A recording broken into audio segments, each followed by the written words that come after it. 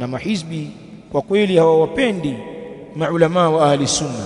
Wale mahizbi hata wale wenye kujitia ni watu wa sunna, wewe watajie miamba yenye kutahadharisha bid'a, utaona wanaweweseka hivi.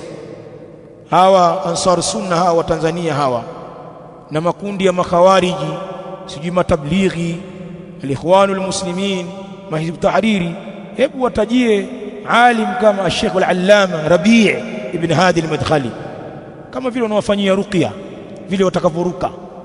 Hapana huyo, nasema watu sana huyo. Hebu watajie yule mwamba wa majabalini kule Yaman, waambie Sheikh Mukbil mnasemaje bwana, utaona watavuruka.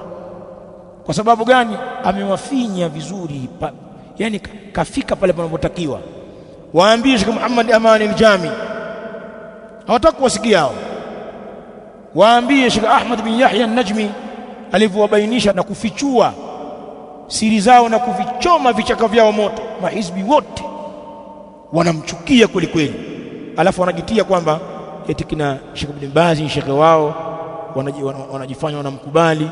Fiqhi ya Sheikh Al-Albani wanaikubali, lakini mambo ya manhaji ya Sheikh Al-Albani hawazungumzi.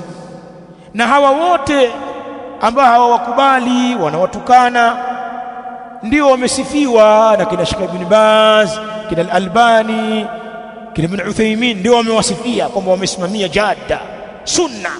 Sasa mbona nyinyi mahizbi hamueleweki?